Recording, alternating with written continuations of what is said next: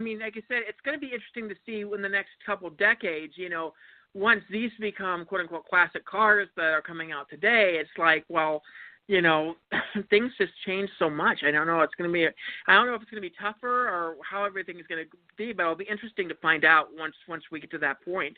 Well, the electric phase is killing it. Yeah. Go ahead. Sorry. We're talking a little bit off air as well as about the idea of the call culture in North Carolina. I mean, you're in the middle of cast car country, and just to have a lot of the shows that are on history, kind of focus on the West Coast. It's nice that we get some fabricators from the East Coast kind of represented in terms of that as well. And like I said, you're in the middle of NASCAR country. You're in the South, where there's a lot of call culture as well. I mean, how's it been for you to kind of see where see the kind of the passion that is out there? And I mean, are you seeing a lot of differences between what an East Coast customer may want versus a West Coast? Oh, no question. And it's everything from the style of car to the paint. I got really good friends that paint on the East Coast and really good friends that paint on the West Coast. And I'm telling you, I can look at a paint job and in a matter of a half a second tell you if it was a West Coast or East Coast car. Same thing with the style of the car. It's that dramatic. And I truly own a company called Toymakerz. I love everything with a motor. So I'm not really biased, but it's amazing to me the difference. A West Coast guy believes this wholeheartedly and nothing else matters. And an East Coast guy believes this, and that's all that matters. And they're dramatically different in every sense of the word, from a transmission to wheels and tires to a stance of a car to what you put under the hood to a paint job. I mean, it's that dramatically different East Coast to West Coast.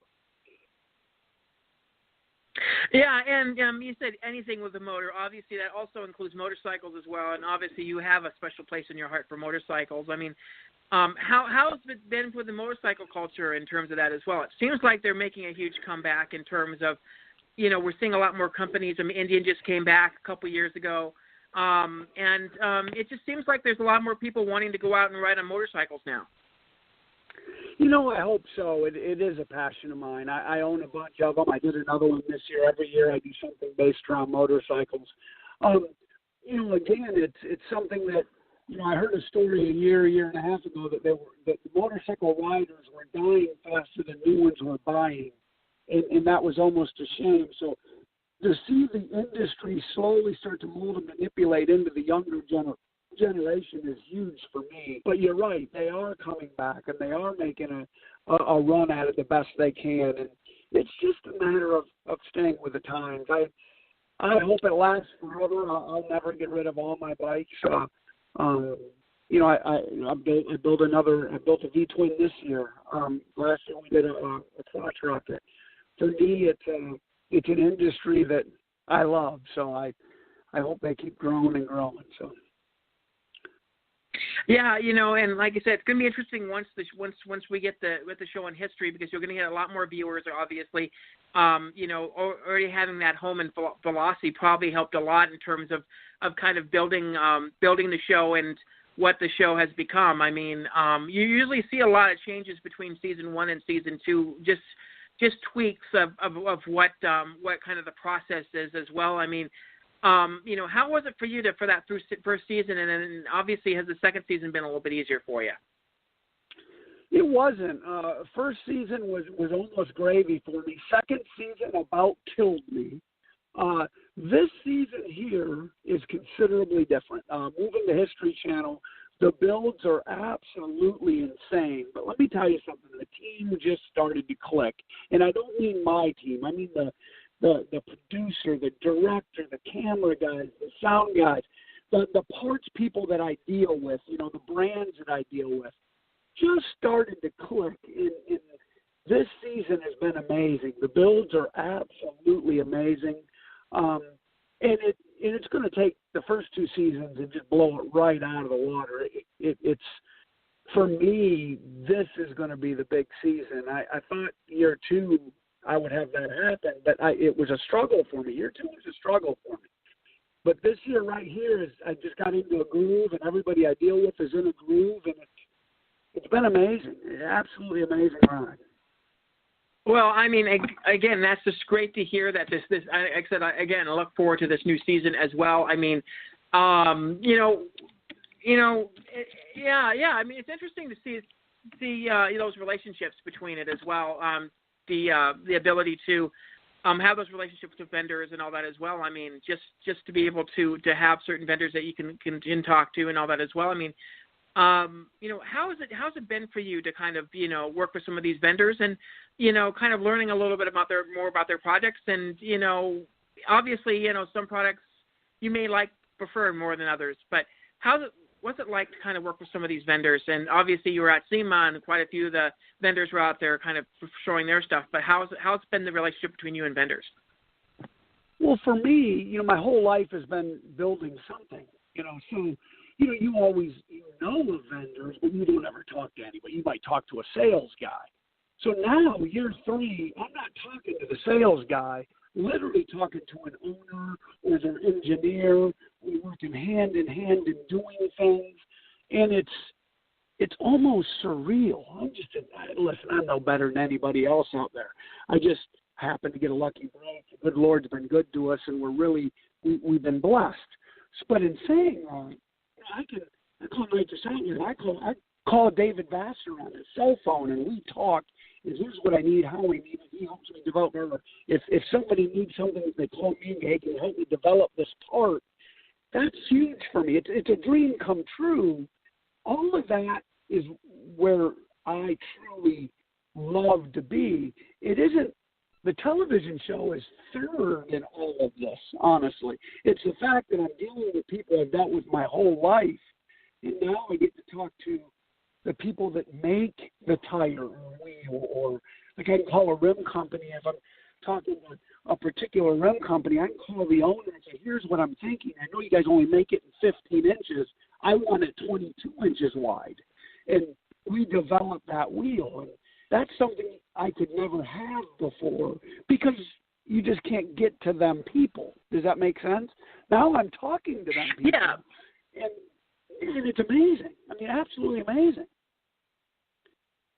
The relationships, you have, and you kind of feed off each other. You have inspiration for a thing, and that might inspire them to make a different series or different line of parts, and vice versa. No question. They have something that you have that you want. So it's a great relationship, and it just helps spur that correct creativity as well. I want to mention you guys are on Twitter at Toymakerz with a Z, at Toymakerz TV on Instagram, so you could see some of the builds that you guys do out in North Carolina as well, and also on Facebook as well. Anything else you want to add at all? Listen, we've been very blessed. We also have an app out there, Toymakerz app. Go down, it's a free app. You can download your car to the app on Toymakerz Nation. I pick a car every week that I like if somebody put up there. This year I took a fan, put him on the show because I liked his toy last year. This next weekend I'm racing a guy that ended up coming through our fan base. So we love the fans. Without the fans, we're nothing. So you download the app, go to Toymakerz Nation, show me your toys. Go to Facebook and show me your toys. I don't care. Show me your toys and let me pick it and put it on our stuff. And I love bringing the fans on our show. So we're going to continue that over the next couple of years. It's going to be awesome. Well, that's great. I look forward to it. February 10th, you guys, on the History Channel, also FYI. And I believe the old episodes are still on Velocity, correct? Yep, they are. They'll be running until January, and then we're switching all over to History right now. They're starting to run the drive block commercials, and of course, you can always get us on Amazon and iTunes, and I don't even know how many countries we're in now. I got people inboxing me. I can't even understand what they're saying, but I'm excited for the next couple of years. Well, it's great, David, and definitely we'll have to talk sometime down the line once the show gets going. Maybe we'll actually catch you next year at SEMA and down in Vegas as well. And best of luck to you coming up in the new season. Man, thank you so much. Appreciate it, and call me anytime.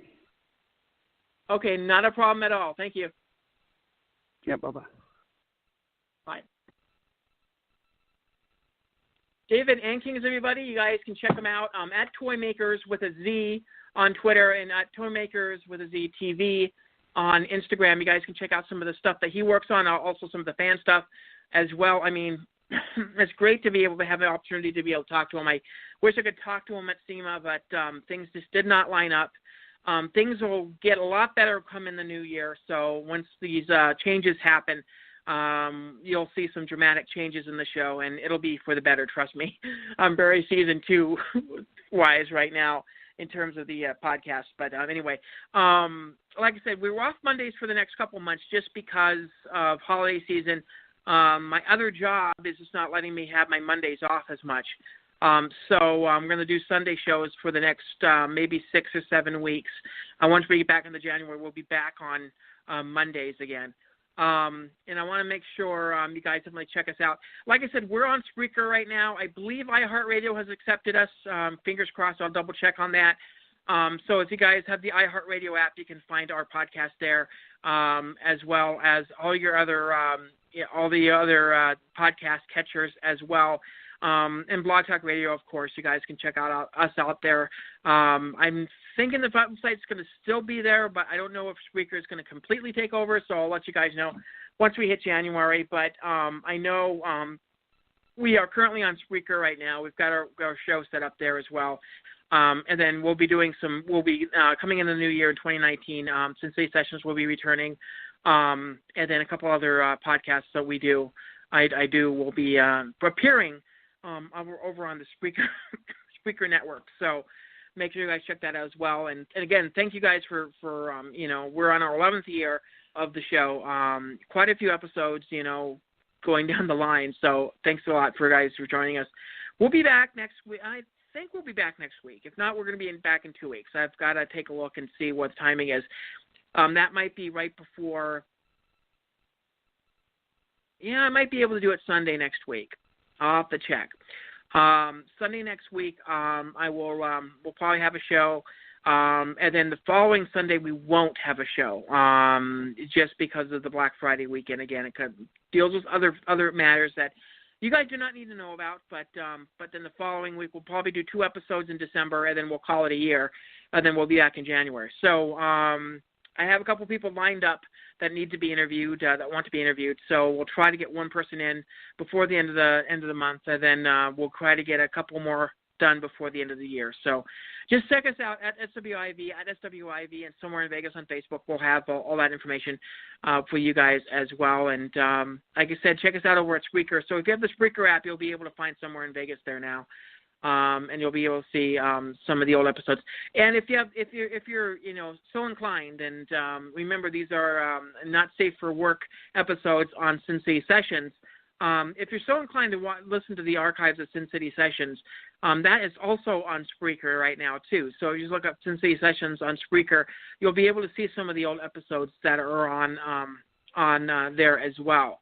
And like I said, Sensei Sessions will be coming back next year. It'll probably be towards the middle of next year when we start doing the Sensei Session episodes again as well. And we'll have a little bit different look again for that particular podcast as well. So now you guys are all caught up. We'll be back next Sunday, 2 p.m. Pacific, 5 p.m. Eastern. We'll get, I think there's a actor that I'm probably going to be talking to that has a Christmas television movie coming out. We'll be talking to him a little bit about that. So I think that's who we're going to have on next week. Don't quote me on it. With that in mind, we'll see you guys next week, next Sunday, 2 p.m. Pacific, 5 p.m. Eastern. Thanks all for joining us. Sausage McMuffin with egg, sausage McMuffin with egg. Egg McMuffin, egg McMuffin. 2 for $5, 2 for $5. Wake up! It's time for breakfast at McDonald's. Mix and match your favorite breakfast sandwiches right now for just $5. Get 2 savory sausage McMuffin with egg sandwiches, or 2 classic egg McMuffin sandwiches, or 1 of each. Dreams do come true. Price and participation may vary. Cannot be combined with any other offer or combo meal. Limited time only. Single item at regular price.